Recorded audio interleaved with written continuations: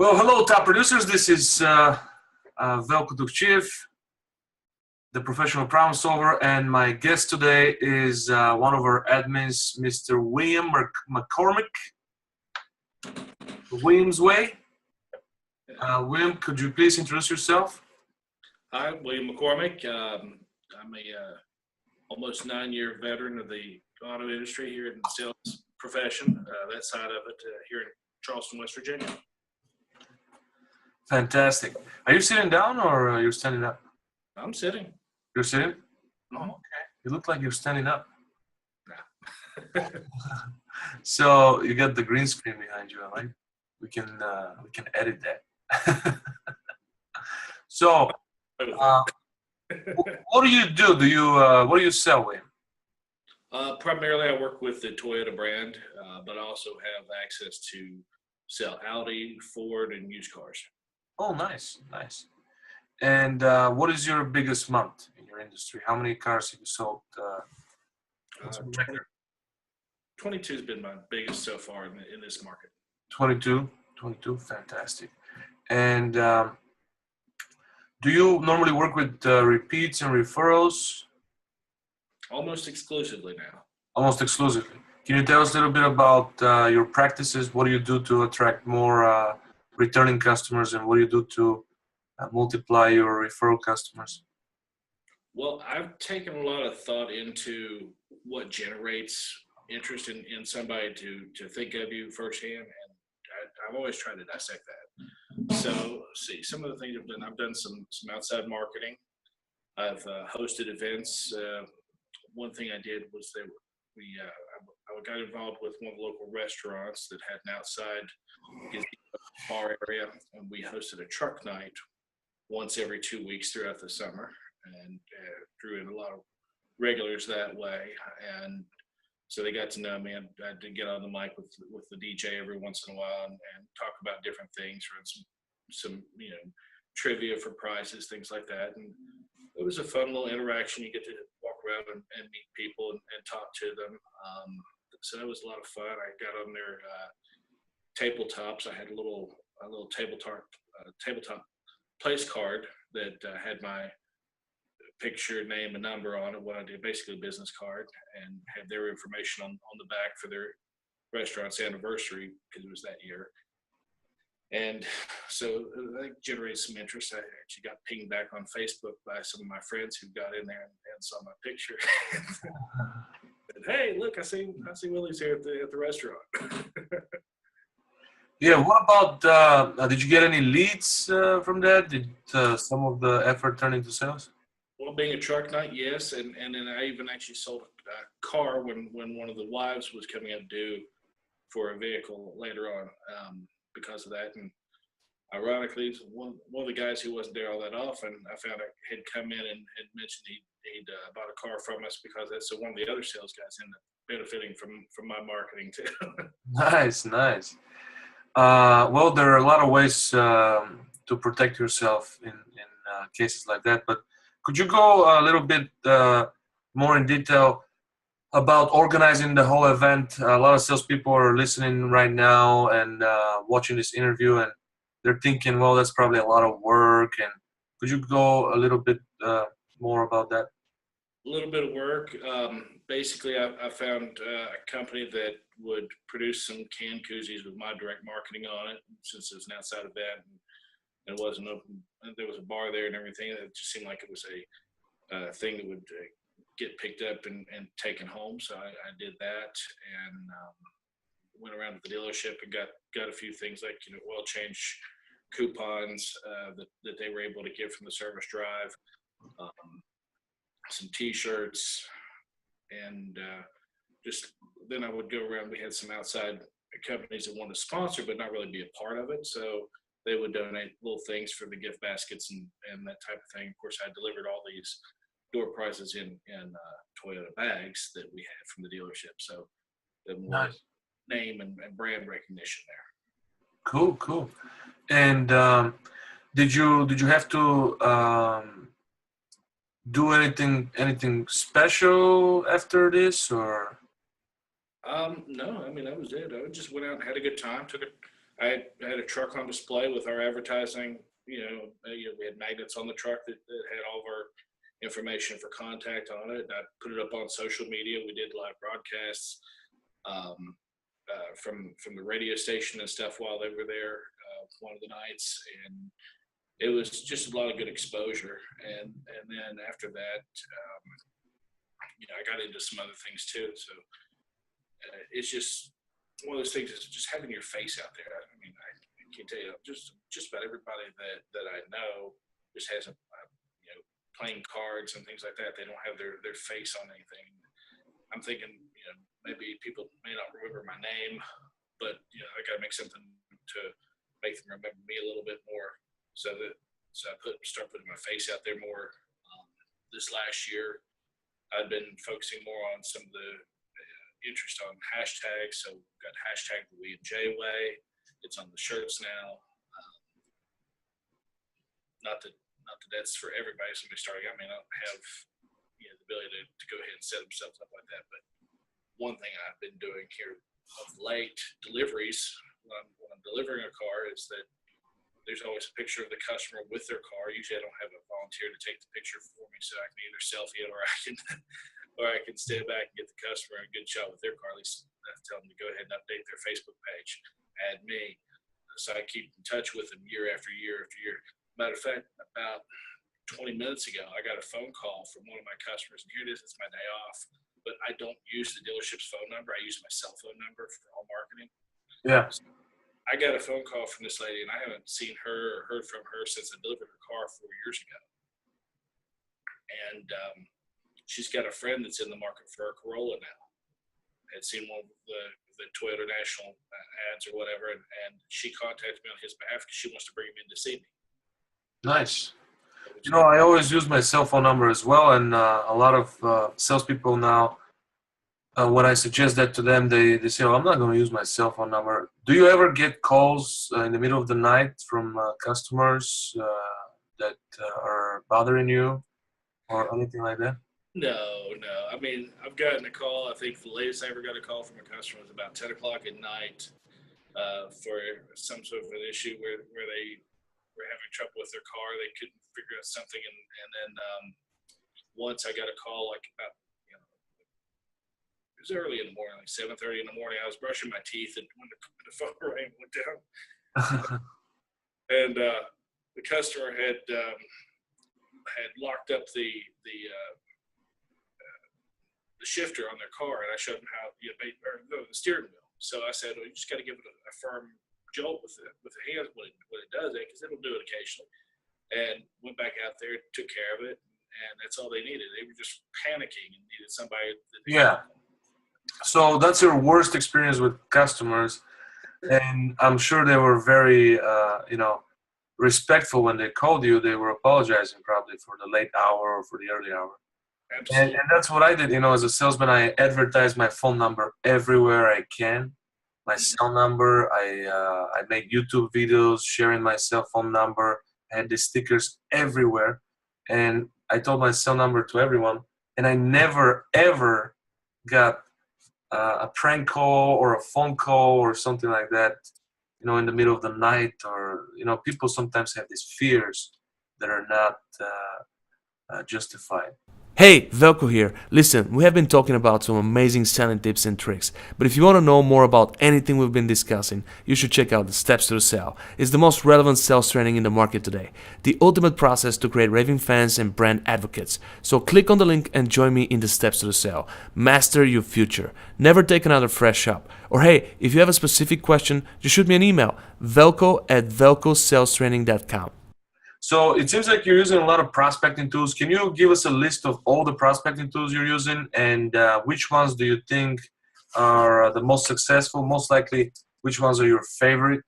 And tell us maybe a cool story about a prospecting tool. Probably one of my favorites was probably just when I got my phone number. I had an issue come up. I had to end up changing phones and changing providers, and when they asked me what phone number I wanted, I said, let's make it something memorable. So I was able to ask them for a specific number, because I said, anything in it with Will, four digits at the end of it. Can we make it some oh, we've got 437. I said, okay.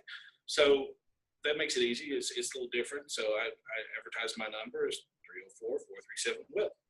And I get phone calls off that because people can remember it. That's huge. I love that. That's awesome. And you can keep that number for the rest of your life. So it doesn't matter what business you're doing. It's easy to get. You know, all you got to do is just ask the provider when you're getting your number assigned to you if they have something a little bit more marketable that you can utilize. Yeah, that's a great idea. And what about some of the other prospecting tools that you're using? You mentioned shirts and yeah, when I dove into the hashtags thing and I like the William J way, it was a different thing. To me, it was a way to set apart deliveries. You know, people have fun, you know, coming to buy a car with me. I try to make it fun. I said, you know, we go on a test drive. Well, where should you think we should go? Is there someplace you think we should go? And I'm like, no, I'm trying to make it not like driver's ed here. I mean, just go out and enjoy the car. And if you have questions, that's what I'm here for. So just feel free to step up and ask if you do. You know, if they're unfamiliar, they're coming from a place out of town, it also makes them a little bit more comfortable when I do ride along with them and can kind of show them around. I'll typically ask them things like, since this is a rural area with little, cities pocketed in between, I'll say, well, what do you drive mostly? Are you highway? Are you on back roads, 2-lane? What is the area that you drive in most of? Because I've got a whole where our dealership is positioned. I can take them back on a 2-lane road and it's a little bit more country and rural like that. I can take them through the city for the in-town traffic. I can get up on the interstate and take them for a quick spin from one exit to another and let them see how it feels to drive a little interstate and get a little city feel on the way back. It's just about making them relaxed, honestly. Get them more comfortable and let them realize that you're a human being, not some sort of a robot or a sales machine, and go out there and just talk to them like people. It's a good thing that you started talking about the test drive. I don't know how we got from the shirt to the test drive, but I want to ask you about your process as well. Could you, just to finish on the prospecting tools, what prospecting tools are you investing in, and how much money are you spending per month on prospecting tools? The biggest prospecting tool has just been T-shirts, and I can get those pretty inexpensively. I've got the provider I use down to about $8 a shirt for mass orders. Oh, that's not bad at all. So take my minimum commission. I take a little chunk out of it as a thank you gift, and it markets me. And matter of fact, one of my clients is a pretty good client of mine.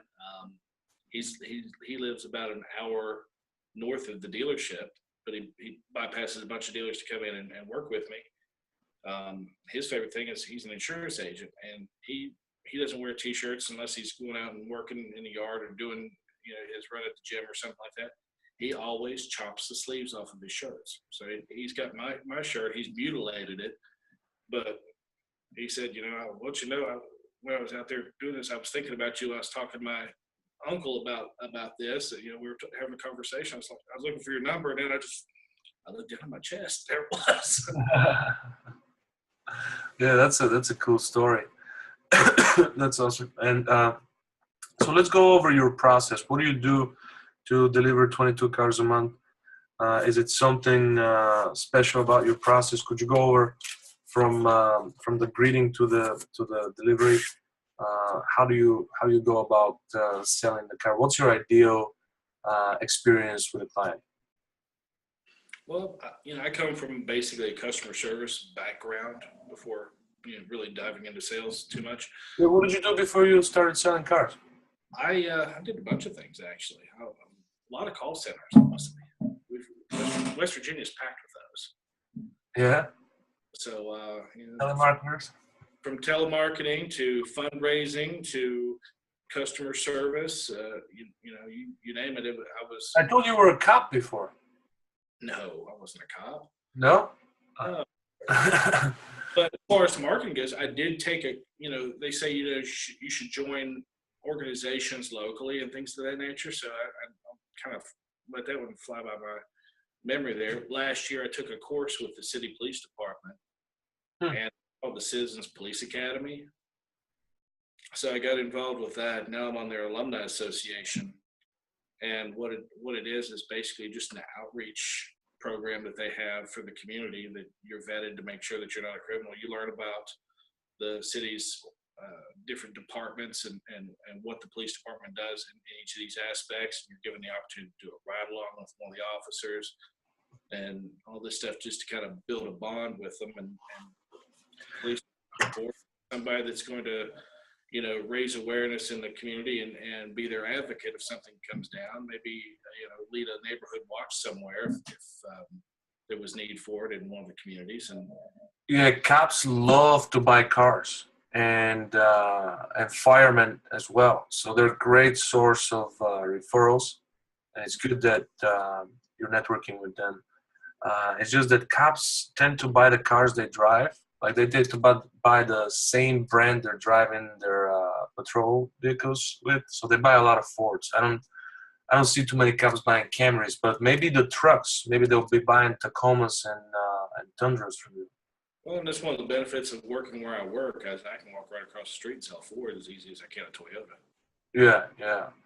But firemen are crazy about cars because they got these shifts, you know, 3 nights on, 4 days off. And while they're at work, if there's no fire, all they do is wax in their cars. That's all they do. So they love buying cars. They were a great source of customers. And to go back to your process, how do you design your experience? What should people expect from you when they come in and buy a car? You know, just kind of go through your basic sales tips that most places will preach. You know, I've got a process, whereas, you know, warm and friendly greeting, most importantly, find out what the customer's wanting to buy, give them a demonstration of it. And I go through the things that I think that most salespeople tend to overlook. Okay.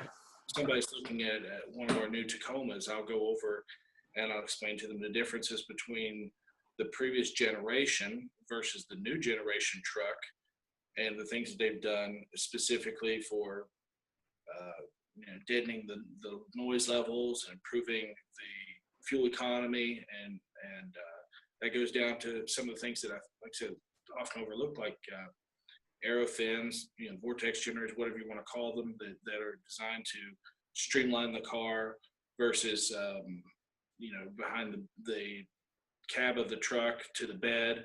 They've put in a little air dam there also to keep the wind from being sucked in behind the cab. And it's just little things like that. Acoustic windshield glasses, double pane. It's there to deaden the noise and provide a nicer ride.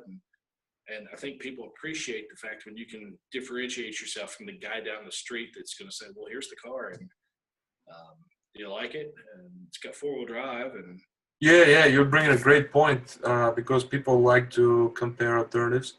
And when you, the great benefit to that exercise is the MSRP price did not change that much from the previous model, because the inflation with cars is not as big as with other products. So many times what that truck used to cost at 2010 would be similar MSRP in 2016. And people can really see the contrast of value because there are so many options that so many features that are not included in the old model. So that's a great way to build value in your product. yeah. Hey everyone, Velko here. Just wanted to take a moment to tell you about my great e-learning platform, the Steps to the Sale. If you're looking to invest in some training, if you want to be in the top producer category and make cool 6 figures easily, you have to sharpen your mind. And Velko's sales training, Steps to the Sale, is the way for you to achieve your goals. We have over 200 video lessons and more are being produced constantly. So when you're ready to start earning higher growth, and when you're ready to start building massive book of business and massive value in yourself, take the Steps to the Sale for test drive by clicking the link below and start mastering your future today. I would also like to tell you, if you have any questions or if you need any assistance, email me at velko@velkosalstraining.com. And what do you do after the demonstration? Well, after the demonstration, we typically, I say, okay, time for the test drive. And like I said, it's not driver's ed. Let's just go out and have a good time, enjoy it. Typically, they say drive first with the customer, things like that. I don't always do that. What I'll do is explain to them beforehand what all the buttons do, this, that, and then to make sure that they utilize it, I will go ahead and let them just feel comfortable being behind the wheel and having control and everything. And like say, if I'm in a RAV4, it's got Nico or sport mode option on that I can say, now look, here we're on straightaway. I want you to feel the difference in the accelerator when I hit this button. And I'll just go ahead and hit it for them, let them get a feel for it. Now watch how it differentiates when I do this. And I prepare them. I let them see the difference, and that way they know what they can do once they take it home. They can picture it in their mind that if I use this. And I very rarely anymore get calls of how to operate this or that. The biggest thing I might get every once in a while is a call back from a customer that wants to know how to pair their cell phone because they got an upgrade or something like that. Something I did to even fix that. Say I've got my one customer I was telling you about earlier that's an hour north of the dealership. He and his wife are an hour away. I don't want them to feel like every time that they have some issue with their cell phone, they got to come back in. So I've got how-to videos posted on my YouTube channel. I created a website to make it easier for them to find that stuff, and it's under the video links tab. All they got to do is scroll down and find the right video. Nice. Yeah. When you said that about the iPhone, I thought about a funny story because I used to sell Chrysler Dodge and Jeep, and in that from 2011 and 2015 they had a new system, Uconnect, and voice recognition person would start every time when you hit the VR button. It would start with what language do you want to speak, and if you don't say English, they assume that you want to speak different language because it was an international model. They used to sell Jeeps. They sell Jeeps in all 7 continents. So if you don't say English, they assume you want to speak Chinese or French or something else. So it would change the language, and it was a huge problem for service department because they couldn't figure out what's going on.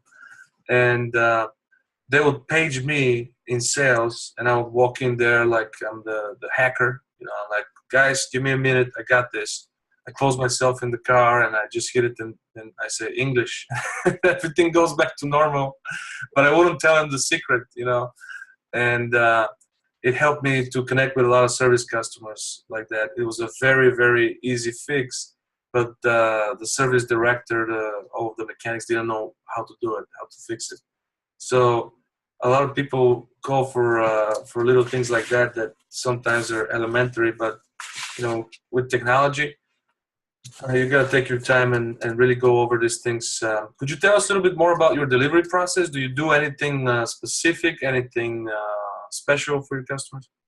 Well, my manufacturer has this delivery checklist with Toyota that I'm supposed to complete and have presented with every deal. So what I'll do is once I've got the agreement on numbers and I've passed the paperwork on for manager and the finance manager to get everything prepped and ready for the customer to come in and sign their paperwork and get out, I use that time to go over the things that I'm going to cover with them once we do a final, presentation of the car, and then let them know, yes, the car is going to be clean and undamaged inside and out. It's got a full tank of gas. I've kind of gone over all these features with you. I feel like you're pretty comfortable with them. How do you feel? And if there's anything that we want to make sure we highlight in the delivery process, we'll do it right then and there at the desk. I'll also try to put a little bug in their ear about what the finance guy is going to be talking to them about, so that they don't go in there blind, and that he has an opportunity to sell some product as well. So yeah, it's a good point. Good point you're bringing up, because your customers feel tension 3 times during the process: before they meet you, before they see your price, and before they go into the finance office. So by walking them through the process, what to expect in the finance office, kind of puts them in comfort and relieves that stress from them. So it's a good point that you're bringing up, that you're preparing them for the next step. That's one of the things customers really dislike from the car business, because it's a long process. It takes normally 3-4 hours, and they don't know what's the next step. So they don't know what to expect, and they just sometimes just sitting there at the desk waiting for 20 minutes. They don't know what's going on, and then they go into the finance office, and the finance guy plays the misunderstanding part, like, "Oh, we didn't know you're putting that much money down," and then they feel like, "What's going on here? Where is the miscommunication coming from?"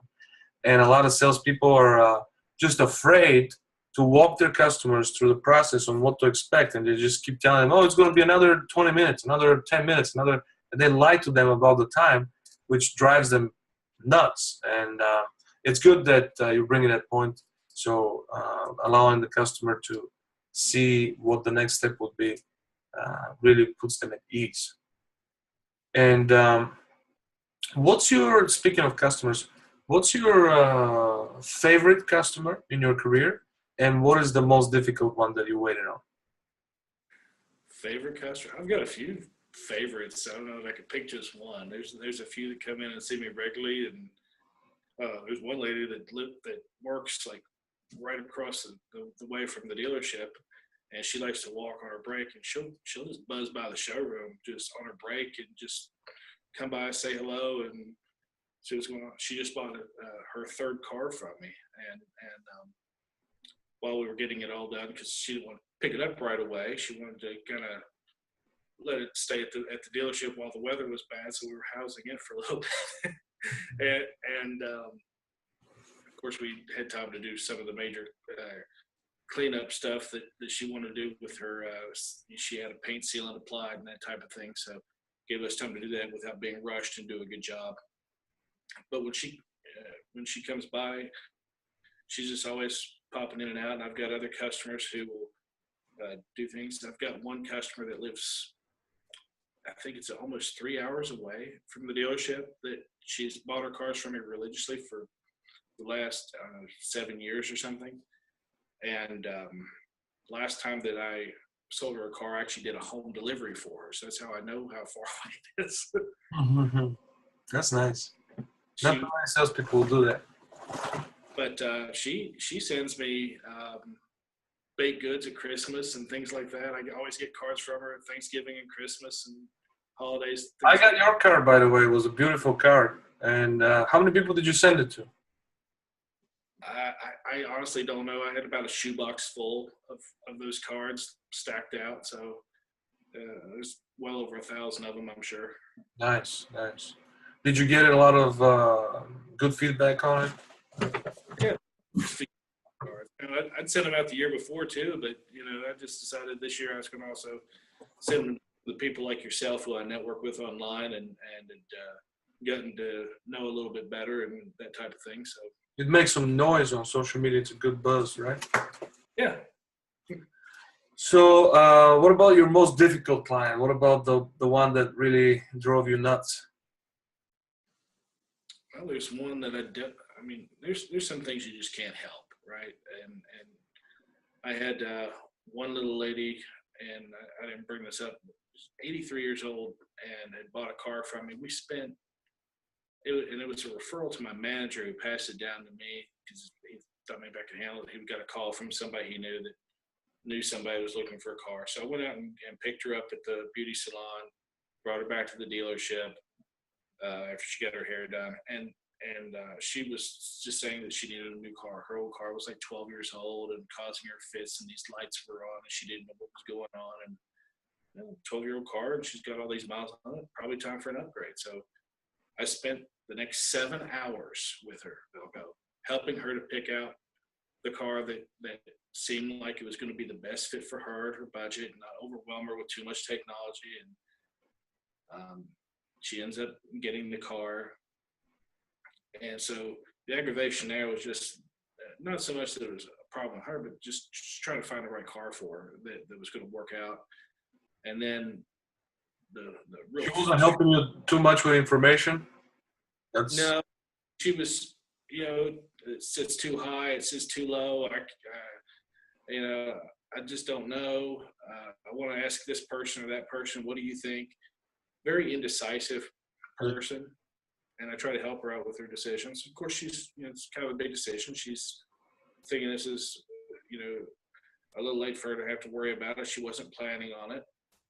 Her husband was ill and bedridden, and so she was the one taking care of him, but she had to spend all day looking at cars.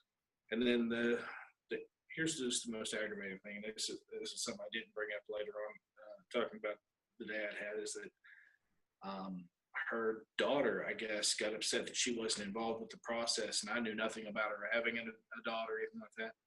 Comes back in the next day and says that her mom was under too much emotional stress and they wanted to return the car. So that was the most aggravating thing I had to go through the whole day. Did they end up returning it? Yeah, we let them return it. Management's all consoling as they can be, saying, well, you did everything you could, Billy. Yeah, you did the impossible. But at the end of the day, the old lady felt good, and she left with her new car. Oh, that's it. She loved the car. The thing that was worse, the thing that hit me as a salesperson, though, was the fact that all the work was for naught. So, well, it's good business to take the car back, even though, especially in our state, I don't know how it is in your state, but in Illinois, if the paperwork is okay and if they hit the road, it's their car. They can't return it. But I've seen it happen many times, and the auto group I used to work with, we never gave them a hard time. We always took the car back if they don't want it, or we tried to switch it. But it seems like this was the daughter's ego speaking, that she wasn't involved in the process. She just wanted to. I'm almost certain that that's what it was. Just felt. She felt you took advantage of her mom, or the dealership did, maybe just by default, not without checking the all details behind. Because you put in tremendous effort, you did a good job. But even though it was a learning experience for you, and it helped you in the career, right? Yeah, and she was, the lady was very apologetic that it had to happen. She was wanting to apologize profusely that she had to bring the car back. And so I guess it's just a matter of, having to deal with her daughter on a regular basis as opposed to having to see a car dealer, when it comes time for oil changes at the most, Yeah. So I can understand that. And, as aggravating as it was, I can just hope that, maybe by me giving her the treatment that I did, taking the time and showing her the courtesies I did, that if she's got somebody that mentions wanting to buy a car, that she just says, well, give this guy a call. Yeah. Did they end up buying from someone else, or did you follow up with them? Just kept the car. Kept their old car? Yeah. I think they had some sort of some sort of a repair done on it, and that was it. Yeah. Who knows what the daughter's intentions were. But.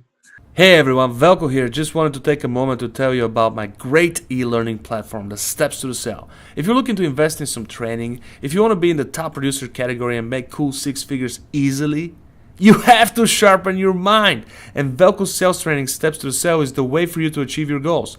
We have over 200 video lessons and more are being produced constantly. So when you're ready to start earning higher growth, and when you're ready to start building massive book of business and massive value in yourself, take the Steps to the Sale for test drive by clicking the link below and start mastering your future today. I would also like to tell you, if you have any questions or if you need any assistance, email me at velko@velkosalstraining.com.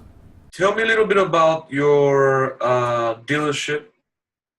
How do you handle management? Do you have any frustrations sometimes? Well, I think I'd be lying if I said I didn't. I think that everybody has their own frustrations with management, no matter what job you have. Are you you're one of the top guys at the dealership, I'm sure. And sometimes, being a top guy, you get a little bit more of a leeway, a little bit more perks. But also the responsibility is on your shoulders, and a lot of times managers could affect your attitude. I know we had a personal conversation about this. But is there any suggestion you can give to salespeople on how to handle management? Sometimes in heated battle, they could be, a little bit rough on salespeople. I think sometimes time and distance is the best cure for it. They say time heals all wounds. So, if something happens that I have a little falling out with somebody there, I'll just usually escape to the lot and go do some other things that might be productive. Clear my head a little bit. Just give them time to get their space, and then that way we're not forced to be around each other and escalate things. Yeah, I suggest to all salespeople normally not to take anything personal from clients or management team, just because business doesn't really doesn't really care about any circumstances or any personal stuff. Business is very simple. It's kind of like sports. You either get it done or you don't. You either win or you lose. There's no middle ground, and it's if you're not performing well, you're just not good enough for the team. If you are, then it depends on who you are. If you're the best player, you have a little bit more leverage sometimes. If you're not, if you're a good leader.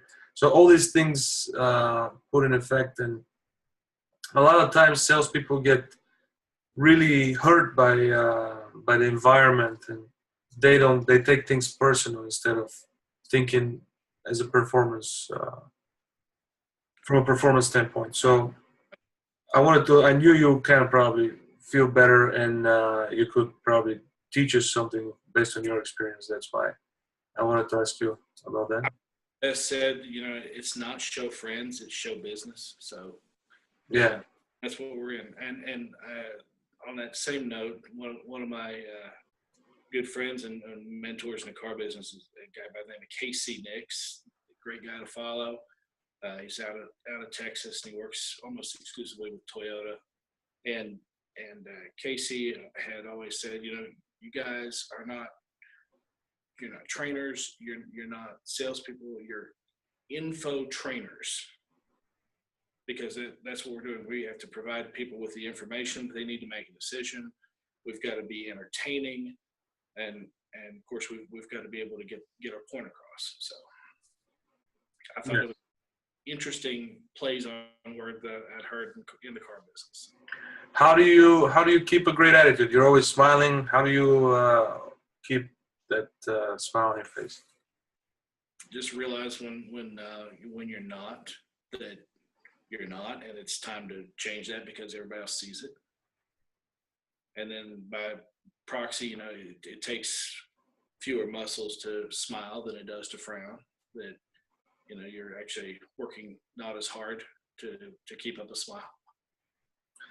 So this is for the top producers group. What do you what's your description for a top producer? What would you suggest that top producers' qualities are?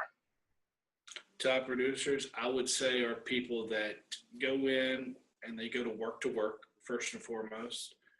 They know how to get in with a game plan and put it into action.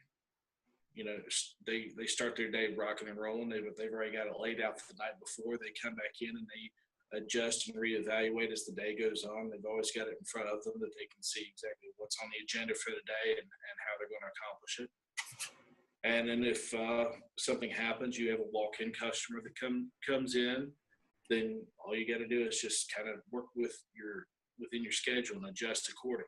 If somebody comes in and it's 5 minutes before your appointment, then you let them know that I may have to be doubled up for just a minute, but I want to make sure that you get the type of treatment that you're accustomed to. I just won't be able to give you full attention right now, but I'm working on it. I think they just appreciate the honesty. But yeah, most of the time I just try to work with appointments if I can. I try to schedule my day as such that people realize it's a busy place and the process takes a while. And that if you would like the best experience, let me go through what I know to work as experience has told me. And I think they kind of appreciate that most of the time. Can you share your favorite closing technique with the listeners? What do you normally use the most? I just use silence, honestly. I'll go ahead and present my numbers, and I'll let them see what we're at. And if they have any type of rebuttal, that's when I find out what it's going to take to close them. Okay, good.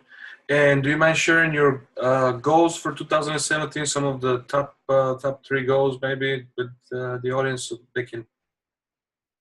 Well, I had a good experience last year attending the digital dealer seminar or conference, and I'd like to do that, maybe a few more again this year. So I'd like to attend more conferences, learn a little bit more. The networking has been awesome. I would like to be able to get cross-trained a little bit in some other areas where I think I could benefit the dealership with a little more advanced knowledge, for example, finance. If I would have a little bit more of a background or understanding of that, I think it would be able to yield us all more money, both the dealership and myself. Just things of that nature that will help me grow. So is your plan to become a finance director in 2017? I don't know if it'd be say so much as a finance director, but I wouldn't mind a hybrid position that allowed me to go in and work, because sometimes the finance guys get so backed up, and that's one of the biggest aggravations for customers. If I could go back in and be a standby guy, that if I don't have any appointments set for that period of time, and I can readjust my schedule as such, I can go in and potentially work with the clients to get their paperwork processed and take ownership of their cars a little quicker. Yeah, time kills deals many times.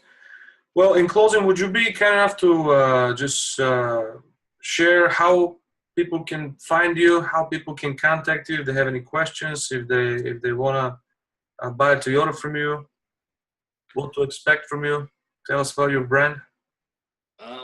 Branding myself, like I said, it's as far as the William J. Way is concerned, you can follow that hashtag on social media and Google it, and you'll see all sorts of things about me and my process. And then, so if you want to Google that, there are other William J. Mcormiks out there, doctors and so forth. So rather than getting confused by all that, I am still on the front page of Google, just maybe a little closer towards the bottom. They're all under you, right?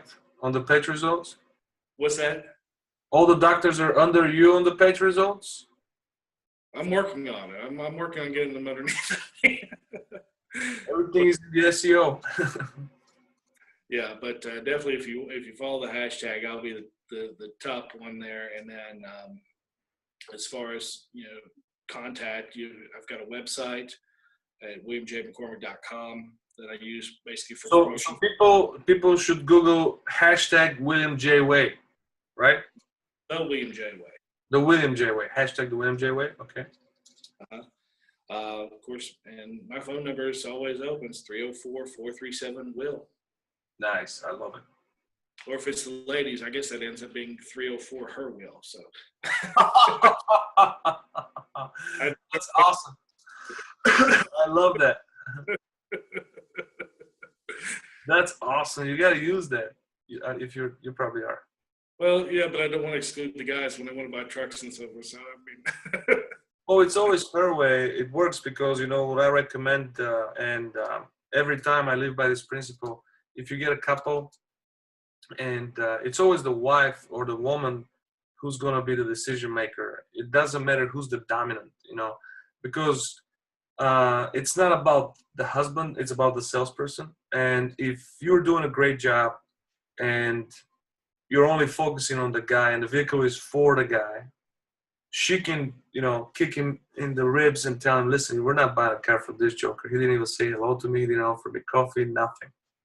He's been talking to you all day. I've been bored here waiting. Not this guy. I know you like this car, but we can buy it from somebody else. So you're either going to lose the deal or you're going to lose some gross profit. You're going to lose something. But if you focus on her, even if the car is not for her, if it's for the gentleman, she might say, even if it's $100 more than what he wants to pay, she might say, you gotta buy this guy. I like him. You know, he's a good guy. You know, I trust him. We gotta go with it. So it's always the woman who's gonna be the decision maker, and guys are using that objection way more than women. You know that women almost never say, "I need to speak to my husband." You know, unless you assume that, and they might use it for a way out, but they don't normally say that. Mostly guys are using that. I gotta speak to my wife. She's gonna chop my balls off. She's gonna kill me. You know, she's gonna, you know, whatever. And I used what I call the man of your word clause on that one. So the man of your words, I was like, well, you know, Mr. So and so, you know, as a man of your word, I really trusted that you know, since you do like this car, you're going to go out there and you're going to find out what her opinion is. And you're going to come back and just take the truck, because she's been married to you for how long? Yeah, she's going to say that whatever you want, go ahead and do it. If it's not too much. And actually, for the first time I did that, it amazed me. The guy actually just went out to the truck he was trading, called his wife on the cell phone, came back in 5 minutes later, and he's like, yeah, she said if I want, go ahead and get it. yeah, if your wife is a little bit about like mine, you know, she's gonna say, just get whatever you want.